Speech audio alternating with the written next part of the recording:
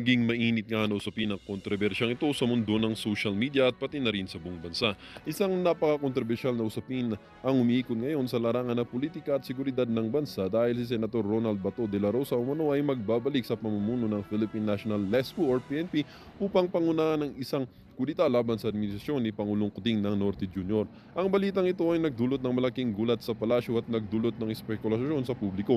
Ayon sa mga ulat, ang dating hepe ng kalespuhan ay hindi umano'y tumutugon sa panawagan ng ilang mga grupo sa loob ng hanay ng pulisya at militar na hindi nasisiyahan sa kasulukuyang pamamalakad ng administrasyon. Ang plano ay sinasabing naglalayong tapusin ang liderato ni Kuting at bigyan ng bagong direksyon ng gobyerno. Ang kampo naman ni Pangulong Kuting at ng unang ginang na si Liza Tanas Mags ay hindi pa nagbibigay ng opisyal na pahayag tungkol sa usapin. Ngunit may mga ulat na sila'y nagulat at labis na nababahala sa mga pangyayaring ito. Ang nasabing balita ay nagdulot ng tensyon sa palasyo na ngayon ay pinaniniwalaang naghahanda para sa anumang posibleng hakbang ng mga kritiko nito.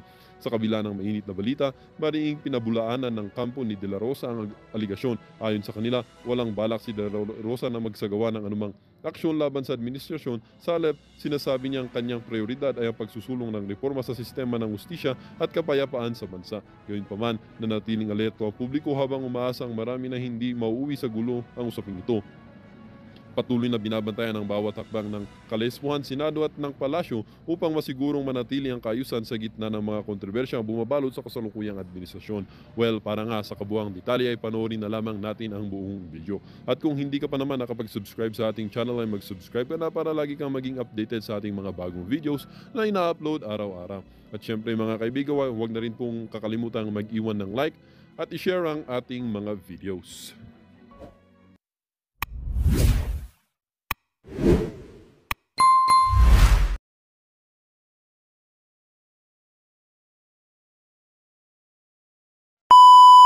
Sandali medyo nagkamali lang ng konti dito.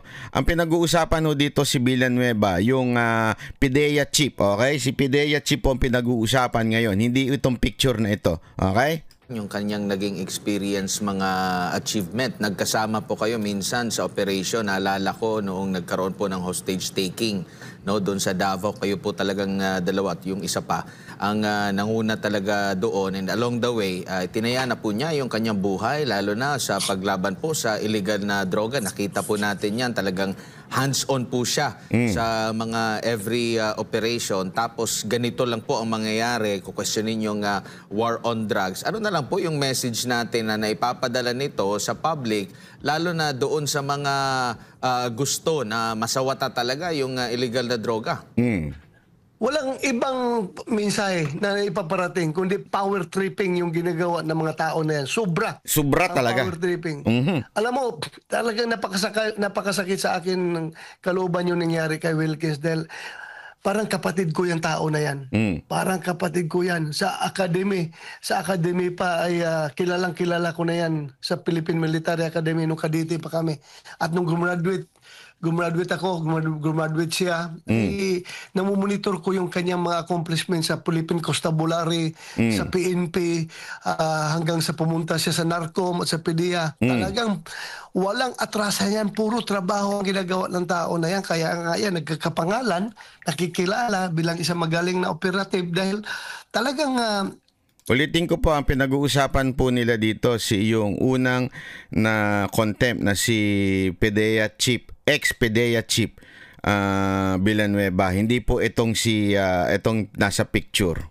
Talagang buhay niya, palagi niyang sinusugal para lang magampanan yung kanyang trabaho. In fact, nabanggit mo naman yung hostage rescue operation na ginawa namin doon, laban doon sa mga hostage taker doon sa Dapicol, if you can remember, di ba? I remember. I was then the battalion commander. There were around 500 people under me. Si Wilkins naman is one of my company commanders. Meron siyang around 100 policemen under him.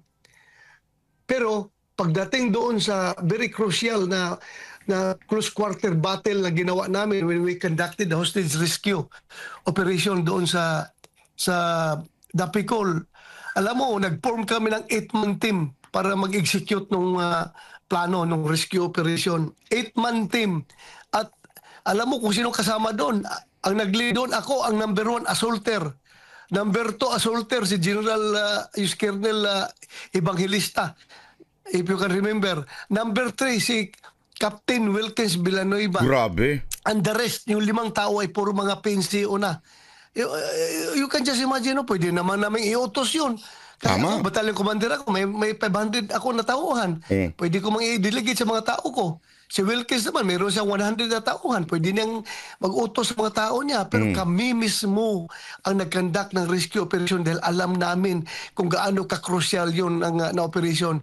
Sabi namin, kung mamatay man tayo, at least tayo namatay, hindi yung tauhan natin. Correct. We have to lead by example. Grabe. Admar, talagang kami ang nag-assault doon at na-rescue namin yung mga hostage taker, mga hostages at napatay namin yung mga hostage takers. Talagang pinipersonal namin yun, dinidibdib namin yung trabaho namin, Admar. Okay lang kung tayo ang tamaan ng bala, Wilkins, huwag lang yung mga tauhan natin. So tayo, let's go. Tayong mauna sa operasyon. So ganun po, kadedicated si Wilkins Villanueva pagdating sa trabaho. Mag-usap kami pagkatapos ng operations, Wilkins. Yung tinamaan ng bala doon sa loob, kung yung bala na yun sa atin tumama, anong mangyari sa mga anak natin, Wilkins? Ang liliit pa ng mga anak natin. Ang sabi ni Wilkins sa akin, sir, okay lang sir kung mamatay tayo kaysa yung mga tauhan natin ang mamatay. Mas maliliit pa yung mga anak nila at mas kukunti ang pensyon na matanggap ng mga asawa nila. So, ganun po si Wilkins Kabayani para sa akin. Tapos ngayon, gaganunin lang na isang dating NPA, RPA, ABB na Grabe. naging congressman kung makapagsalita, ang yabang. Siya lang may hawak ng absolute truth. Yung ibang tao, wala nang lying na lahat ng tao. Siya lang may alam ng katotohanan. Ay nako, napakasakit para sa taong bayan at para sa mga sundalo at mga pulis na nakipaglaban dito sa mga NPA na ito. Grabe yun, ano? So, lumusob daw sila doon sa isang may doon. At kahit po sila ay maraming tauhan, si Bato at saka itong si Villanueva, ay hindi nila po inutos sa iba, sila mismo. Ang dahilan ni Villanueva, nung tinanong siya ni Bato, bakit pwede mo namang iutos na lang sa iba yan? Sabi niya, pag inutos ko sa iba, pag sila pa ang nadali, konti lang ang pensyon nila. At kawawa ho sila, mga bata pa naman sila. Ako, at least, official na, mataas pa yung pension ko, malaki ang matatanggap ng aking pamilya. Ganun ho yung tao. Tangina, ganun talaga kabayani yung tao. Tapos, sino ho ang magpapakontempt sa kanya? Isang putang. Ayoko na lang magsalita. Kasi nagbabakasyon po ako dito pero talagang umiinit ang ulo ko dito sa congressman na ito. Hindi ko maintindihan paano isang dating NPA, dating pinuno nung kanilang hit squad, naging congressman. Ang daming ang katanungan dito. May nabasa ako kanina dyan sa social media. Sabi nung isang dating pulis din, sabi nila, ang pagkaalam pa nga namin, dapat may warrant na yan. Hindi naman po pwedeng nag-NPA ka, ikaw ay tinawag na terorista ng gobyerno. Ikaw ay kriminal dahil po ang NPA po ay kriminal. They are continuing rebelling against the government. Hindi na ho kailangan patunayan po yan. Yan po ay na ho yan, alam na ho ng buong mundo yan. Ngayon, bigla ka lang sumuko. Ano yun? Erase na lang? Di ba? Tapos meron pa nga ako nakita sa social media na sinasabi, di umano daw hindi ako sure, na di ba since siya ang pinuno nung grupo na yun, okay? Di umano meron isang pangalan, nasa ibang pangalan hindi ho pangalan ni Paduano, nasa ibang pangalan, iyon daw ay may warrant.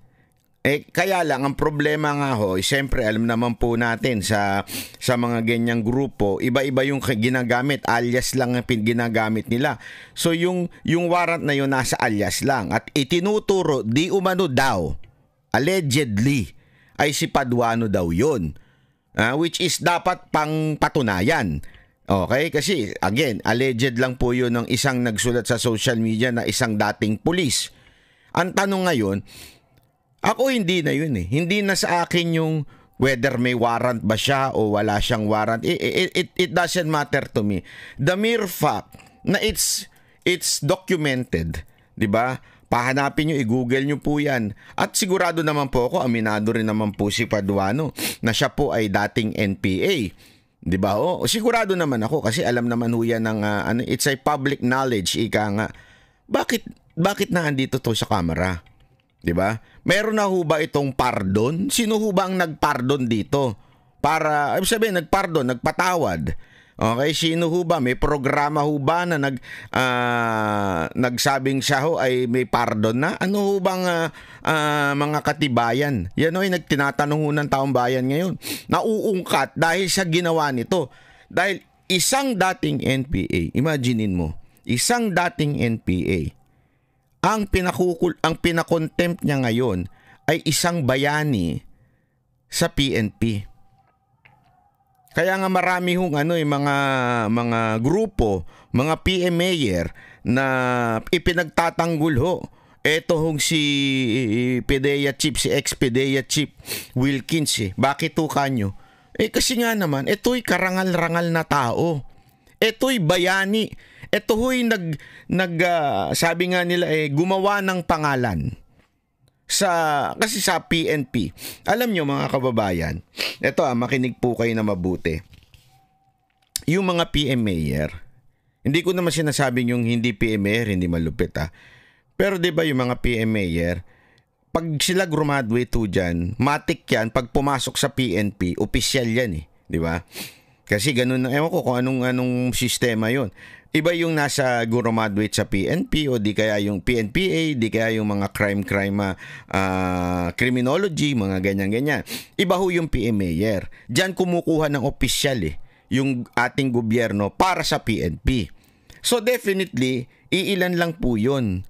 Hindi naman po kasi lahat ng PMAyer napupunta sa PNP. Marami ho dyan kung saan na nakakalat. No? Yan o yung mga disiplinadong may mga honor na tao. Tas nasa AFP. Ang alam ko lang na walang kwenta dyan. Yung isang PMAyer na sundalong kanin. Kilala niyo yun? Pangalanan nyo nga yun. Laos na yun. Ayoko ng pangalanan yun. Yun lang ang pinaka-disgraceful na sundalo Si sundalong kanin. Ilagay nyo yung pangalan dyan. Kasi ayoko ng pasikatin yung animal na yun Kaya ho marami hong nagalit. Kasi very as in total talagang pambabastos, 'di ba? Talagang total disrespect to the institution. Mantakin mo isang dating NPA sa pagmumukhang ganyan. Tingnan niyo yung pagmumukha Alam mong walang gagawing maganda sa buhay. 'Di ba? Yung ganyang pagmumukha, hindi katiwa-tiwala 'Di ba? Sabi nga po ni Ka Eric, kilala niyo si Ka Eric, yung dating kadre na nasa SMNI, yung ating kaibigan si Ka Eric, sabi niya nga, etong si Paduano, sinipa pa nga daw to si NPA. Grabe, NPA ka na, sinipa ka pa. Mantakin mo, ikaw na yung You are the worst of the worst, ika nga, kasi napunta ka na si NPA, tapos sinipa ka pa. Para bagang... Hindi, parang parang ganito illustration Parang napunta ka ng impyerno, sinipa ka pa ni Satanas doon. Sabi siya, masama ka pa, doon ka na lang. Hindi, nilagpasan mo na yung Parang ganun ang dating Di ba? Mantakin mo, etong si Paduano ganun daw. Sabi ni Ka Eric allegedly, Ka Eric, ikaw may sabi hindi ako. Sabi ni Ka Eric, sinipa daw ito dahil nag-bodyguard daw sa isang politiko. Mantakin mo, NPA ka nag-bodyguard.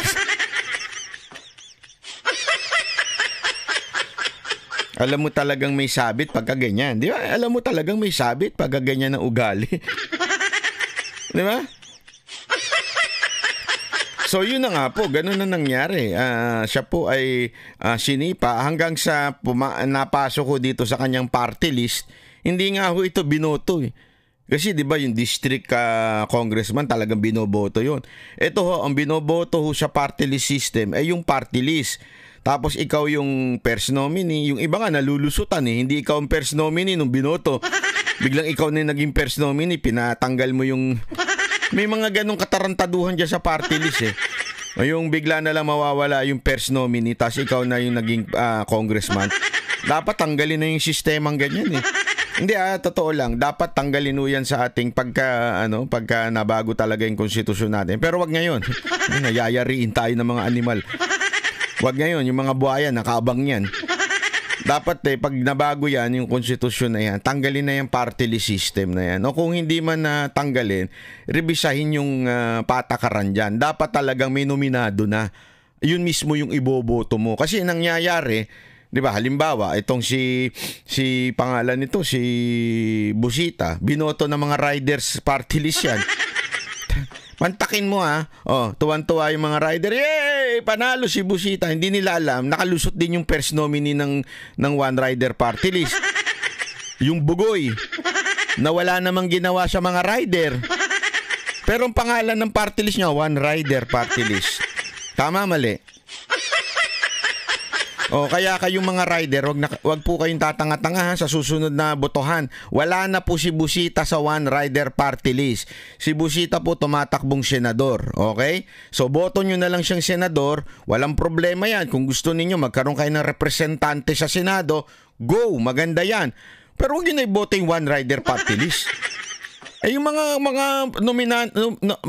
nila doon, mga first nominee nila doon at saka second nominee nila, hindi naman na kayo ang iniintindi. Mantakin mo, nilagay nyo dyan. Hindi, ako tanungin ko kayo mga rider, sa tingin nyo hindi kayo nabudol? Kayo mga rider, sige, hindi kayo nabudol. Ano nangyari? Meron bang nagawang batas para sa inyo ang one rider party list? Baka si Busita meron. Ako doon, wala akong problema doon. Talaga naman ang puso ako talaga, walang biro ito. Ang puso naman ni Busita talaga sa rider. Ako agree ako diyan. Pinanonood ko yung mga video niya, maganda yung banat niya, maganda yung mga pagtatanggol niya sa mga rider natin. Wala akong problema diyan. Pero yung one rider party list, nawala na sa hulog yan. Huwag nyo nang ano yan. Katulad din itong isang Paduano na ito. Hulaan ninyo kung anong party list nito. Hindi natin alam, di ba? Bakit nandyan yan? Basta ang alam natin, dati ho siyang NPA. Yan ho ang public knowledge na po yan. Dati po siyang NPA at ngayon, sino ang kanyang kinontempt? Walang iba kundi isang bayani sa PNP. Tapos ngayon sila nakapasok sa Kongreso at sila na ngayon ginagamit ng power ng Kongreso para makabawi dito sa atin. I don't see the napaka-unfair ng mundo pagdating sa ganung sitwasyon. Talagang masama ang loob ko para kay Wilkins dahil kilala ko siya kung gaano siya katino na tao, gaano siya ka-dedicated sa kanyang serbisyo. Senador, dito po sa investigasyon po, no, lalo na dito sa halimbawa dito po sa confidential funds po, no. Gaano ito kadelikado kasi parang binubuksan nila itong nagiging sistema ng pamahalaan, lalo na binubuksan nila ito dito sa mga magiging or kalaban ng Estado kasi alam naman natin yung purpose ng confidential fund. No, ngayon binubusisi nila at pinaka-recent yata meron daw 1,000 na pumirma daw doon sa kontrata na hindi ma-verify doon sa Philippine Statistics Authority. So kung ito po ay talagang pababayaan nila, ang dami pong mga ahensya ng gobyerno, lalo na ang Office of the President, na meron din ganitong uri ng confidential fund. So papaano ngayon yung pamamaraan na paglaban natin, lalo na doon sa mga terorista, sa mga kumakalaban sa Estado? Kasi parang binubuyang-yang natin sa kanila yung nagiging sistema po, delikado para sa national security. Ano po nakikita nyo dito, Senador? Ganito lang yan, Edmar. Kapag ang kaliwa ay ginagamit ng gobyerno, sila nakikianib sa kaliwa para sirain yung kanilang mga kalaban sa politika, in the end, the whole nation will suffer. Kasi sila rin mismo, alam mo na yung mga kakaliwa na yan, talagang maghanap ng paraan yan. Ultimately, hindi lang yung kalaban sa politika, sila mismo, magsisisihan sila. Sila rin mismo kakainin sa kanilang diskarte na ginagawa ngayon. I tell you, magsisisi rin sila in the end. Dahil itong mga magkakaliwa, hindi yan hinto. Pinagbigyan mo ito ngayon at talagang tuloy-tuloy na yan. So, what will happen? The ultimate winner of all this political brouhaha are the leftist groups. Yung Correct. CPP, NPA, NDF, sila ngayon ang standing tall na tumatawa habang nag-aaway yung Marcos at Duterte. Sila ngayon ang panalo. Both Marcos and Duterte groups, blacks are losers pagdating dito sa sitwasyon na yan. Sigurado ako. Opo, maliban pa dito sa... Alam mo, ito maganda yung punto ni Bato Kasi akala nung iba, this is just a fight against Romualdez or the Dutertes and Marcoses. Hindi ho totoo yan. Mga kababayan, hindi po totoo yan. Alam nyo, itong mga demonyong NPA, tandaan ho ninyo, huwag nyong kakalimutan, demonyo po yung mga yan. Sila po ay magkukubling kunwari kakampi mo, kunwari kaapiran mo, ganun. Apir, mga ganun pa yung animal na babae na sa kamera. Kunwari lang yan, they're pretender. Sabi nga ang mga NPA, traidor yan. Sabi, wala ho yung hindi po yan yung akala mo kakampi mo na, protektahan ka, hindi po. Pagdating ng panahon, pag yang kayang kumagat, kakagat po yan. Hindi po yan ng tipo ng parang asong na naaalagaan mo, nakala mo friendly, ganyan-ganyan. Para hong yan, sabi nga wild animal. Bakit? Maaring kunwari matitay mo, pero one day, pag yan nagutom, mangangagat yan, mangangain yan. Ganun po yan. So sinasabi nga ni Bato dito, hindi ito yung labanan ng Duterte, Marcos. Ang kawawa ho dito ay taong bayan, no? Bakit? Someday, pinalalakas po nila Pinalalakas po nila itong mga kaalyado nila sa kamara Pinalalakas nila. Siyempre, pag pinalakas mo, matik yan, may kapalit yan. Hindi naman po pwedeng, sige, kayo tirador ni Sara Duterte.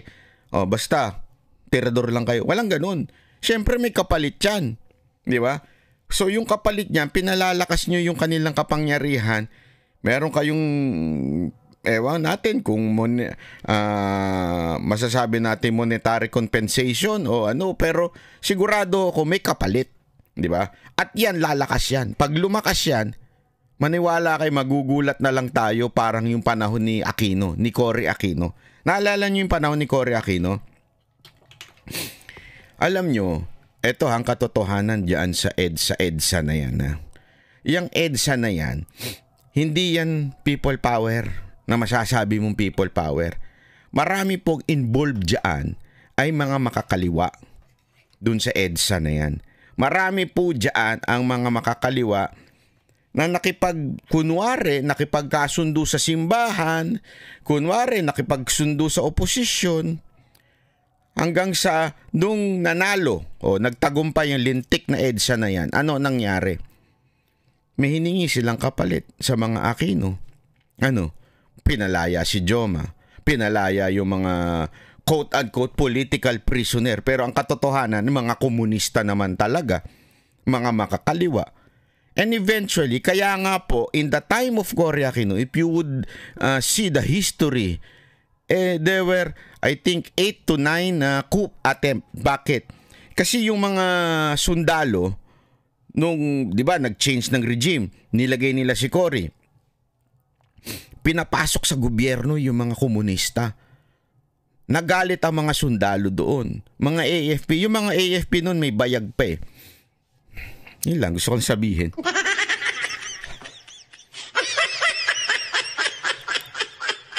Yung pinuno nila doon, maano pa eh. Kaya nga lumaban sila, nagkaroon sila ng nagkuyo ng, again ha, hindi ko sinasabi magku ha. Again, hindi ko po sinasabing magku. Pero ngayon, ang hinihingi na nga lang natin, magsalita man lang kayo na this is no longer right. Diba? This is no longer right wherein yung matitinong mga nagsilbi sa ating bayan ang pinarurusahan nung mga dating nagrebelde sa bayan. Dapat na po kayong magsalita. Hindi ho magrebelde. Ulitin ko, paulit-ulit ko sasabihin to. Sawang-sawa na akong kauulit ha. Ha, baka mamaya may tatanga-tanga na namang ano dyan. Ulitin ko, hindi po kayo ini-encourage ni Banat Bay magkudita. Hindi ho yun. Wala po akong karapatan dyan. Hindi naman po ako sundalo. Hindi naman ako opisyal. Ang akin lang bilang mamamayan, panahon na ho na magsalita po kayo. Panahon na ho na sabihin ninyo sa amin nakakampi pa namin kayo. Bilang ordinaryong Pilipino, hinihingi ko sa AFP, hinihingi ko sa PNP, yung mga matitino pa dyan. Alam ko, marami ho tayo naging kaibigan na matitino. Magsalita naman po kayo. Alam kong pinagbawalan kayo ng inyong mga pinuno na magsalita sa about politics. Hindi ko sinabing magpaka-Duterte kayo. Hindi yun na sinasabi ko dito. Ang sinasabi ko dito, maging boses naman kayo ng taong bayan. Gusto nyo iba na ilagay nyo, wag lang alam mo yun, ibig ko sabihin, kahit wag na kayo Duterte, wag na yan. Oh. Basta man lang makita namin kayo maninindigan na sabihin ninyo, mali na ang ginagawa nitong lintik na tuwadkom na ito. Mali na ang ginagawa ng Kamara at talagang ino-over na nila yung abuse sa pagko-contempt ng kung sino-sinong hindi nila makursunadahan ng sasabihin. Inuutusan pa ultimong mga PNP official na magsalita laban lang kay Duterte na alam nyo namang hindi totoo yan. Alam nyo namang merong binigay at ginawang maganda sa inyo mga Duterte. Alam nyo yan. Ang dami kong kaibigang pulis. Sabi ko sa inyo, talagang Duterte supporter. Kahit saan ako magpunta, yan ang sasabihin nila, Duterte supporter kami. Si Pangulong Duterte lang ang talagang tunay na nagmahal sa amin. Hindi lang kayo makapagsalita dahil alam kong sisitahin kayo ng pinuno ninyo. But this time, have the balls to talk. Diba? Have the balls na magsabi ng hindi na kayo masaya sa ginagawa ng Kamara. Yun lang. Ipakita nyo lang sa amin. Kasi kayo na po ang nadadamay dito. Kayo na po ang tinatarantado ng mga congressman natin. Magiging masaya ang CPP, NDF. Yung mga nasa sindikato rin, particular na itong mga drug lord. Dahil biruin mo, ang mga nagiging convicted na mga involved sa illegal na droga, sila pa yung nagiging mga witnesses. Ayun nga, yun na nga, sobra sila ka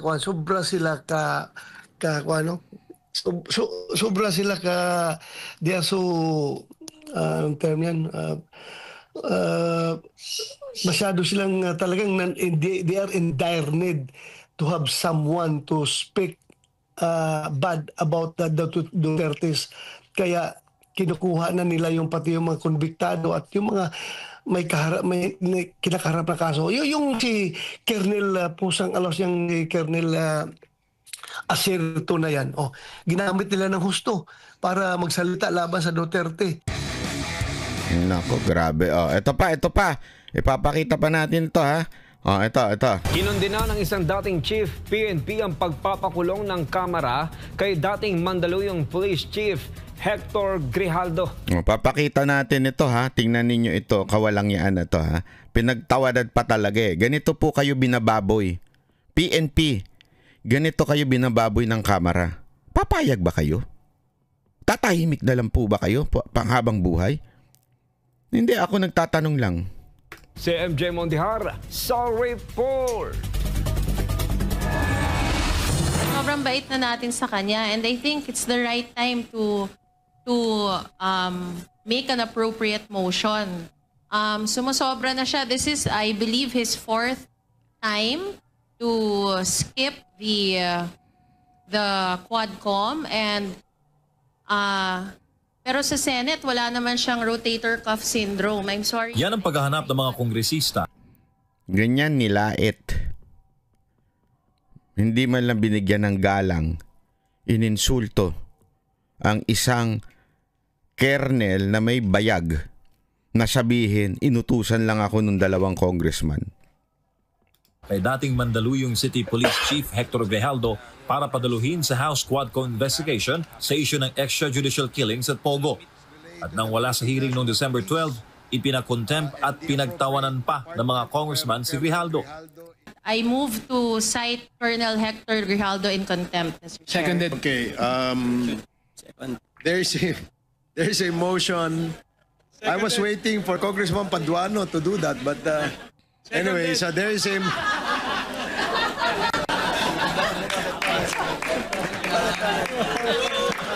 Ito ang kasalukuyang lagay. Ito ang kasalukuyang lagay. Tapos pinagtawanan pa. May palipat-lipat pa sila. Si Paduano na naman to Yung ililipat daw niya yung corona niya na dito sa babae na to. Ha? Ang bababoy nyo.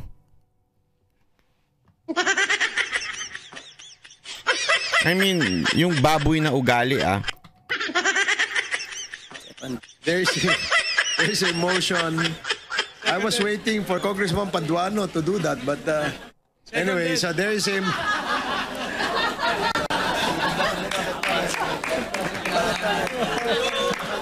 Ito ang kasalukuyang lagay ni Colonel Grijaldo na bagong opera sa kanyang balikat.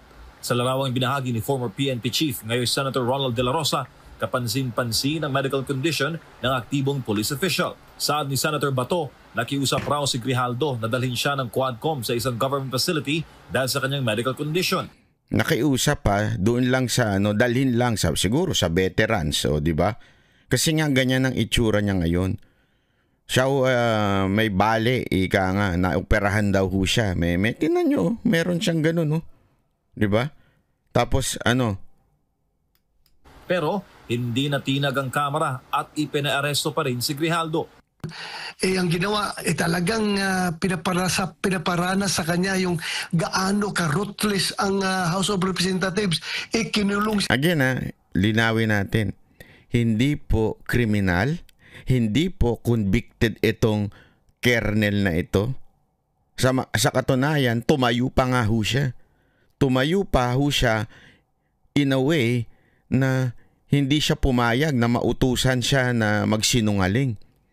So hindi po ito kriminal. Ito na naman sila. Tulad nung Chief of Staff ni BP Sara Duterte, hindi rin kriminal po yun. And yet, ang treatment nila. Kung yung treatment nga ho nila kay BP Sara Duterte, halos bagsakan ng pintuan ng trunk ng sasakyan. Ganon ang treatment nila sa Vice President. How much more dito sa former Chief ito palang active kernel na si Grijaldo. Mantakin mo. Doon sa kulungan yung kinulungan kay Atty. Zuleika Lopez. Si Grijaldo ay una nang inakusahan ng cover-up sa kaso ng ambush lay kay dating PCSO Board Secretary Wesley Barayuga sa Mandaluyong City noong Hulyo 2020 na ang itinuturong mastermind ay si dating PCSO General Manager Colonel Rowena Garma. Inakusahan naman ni Grijaldo ang Quadcom ng pamimwersa sa kanya sa naging pagharap niya sa Senado para kumpirmahin ang testimonya ni Garma na nagtuturo kay dating Pangulong Rodrigo Duterte na nasa likod umano ng pagkamatay ng maraming pinaghihinalaang drug personality sa madugong drug war. Pinasusuportahan din kay Grijaldo ang testimonya ni Garma kaugnay sa umano'y umiiral na reward system sa mga opisyal at miyembro ng PNP na makapapatay ng drug suspect. Ayon naman kay Senator De La Rosa, malinaw na ginagantihan ng Quadcom ang opisyal dahil sa pag-amin nito. Ganun, gusto lang talaga nilang mag-power tripping ba na ikaw gumawa ka ng nakakasama sa amin, kaya magdusa ka, ikulong ka namin dito. Hindi mo lang dinala sa ospital. So, sobra. Oo, grabe talaga. Yung ginawa na yun, halatang paghihiganti lang. Kasi nga po, binuking niya, itong mga congressman natin, binuking niya na inutusan siya na magsabi ng kasinungalingan para masiraan ho ang mga Duterte. Hindi siya pumayag. Di ba po? Hindi ho siya pumayag. at sinabi niya yan sa Senado, ngayon ginagantihan na po siya. O, paano? O kahit wala kaming pakialam, kahit bali-bali na yung katawan mo, makulong ka dito. Ganun. Anong naman ngayon ng senador sa kanyang mga kabaro noon sa PNP bilang dati nilang chief? Ito yung hamon po ni Senator De La Rosa. Sabi niya, do our men in uniform deserve this kind of treatment? Yun ang tanong dun eh. Kung akma ba ang trato ng Quadcom kay Colonel Grijaldo? So kaya nasabi ko, kung ako ang chief PNP, I will never allow Senator Bato, may bayag po kayo. any of my men. Yun ang totoo eh. Kahit kita nyo naman hindi lang may bayag, parang talagang meron kayong tikas ika nga, di ba? Meron kayo nun, Senator Bato. What do you expect? Di ba? To experience this kind of maltreatment, this kind of injustice na ginagawa nila ngayon sa isang police colonel. Paano na lang ang ordinaryong tao? Yan ang mahirap dyan, mga kababayan. Hindi ako, totoo lang. Yan ang nakakatakot ako mabuhay sa Pilipinas ngayon. That's the truth. Kasi once you are the enemy, o kaya you are in the opposition, they would do everything. They would do everything, even beyond laws. Ibig sabihin, kahit beyond sa batas natin, gagawin nila para gipiting ka lang. Nakakatakot na hawak na nila ang lahat mula sa Kamara, mula sa Senado, sa executive branch, mapa PNP, mapa AFP, hawak na po nila. Supposedly meron dapat check and balance dyan eh. Wala na As in wala na. Kahit nga sa minsan sa husgado nayayari po nila eh. Lalo na pag sa fiscal level pa lang eh. Nayayari na nila. Di ba? Kawawa tayo mga ordinaryong Pilipino. Yan ang katotohanan mga kababayan. Ito seryosong bagay nito. Kawawa tayong mga Pilipino. Tayong mga ordinaryo na walang kalaban-laban. Ngayon, itong mga pinagtitripan, yung mga kumakalaban sa kanilang mga opisyal, paano kung dumating ang panahon na, so ibig sabihin, parang sinasabi ng ating gobyerno ngayon, kaya namin gawin to sa opisyal kaya tumahimik kayo. Hindi ka mamamayan ka, tumahimik ka. Kasi kaya naming tanggalan ng mga estrella, kaya naming gaguhin ng mga opisyal kung gustuhin namin. Kaya kayo, tumahimik kayo. Ganun ang dating niyan, mga kababayan. Kung itong police colonel ay ginaganon nila, binababoy nila, paano lang yung ordinaryong tao? Mananatili naman sa detention facility sa Kamara si Grijaldo hanggat hindi tinatapos ng Quadcom ang kanilang pagnig kaugnay sa EJK. Para sa Diyos sa Pilipinas, kung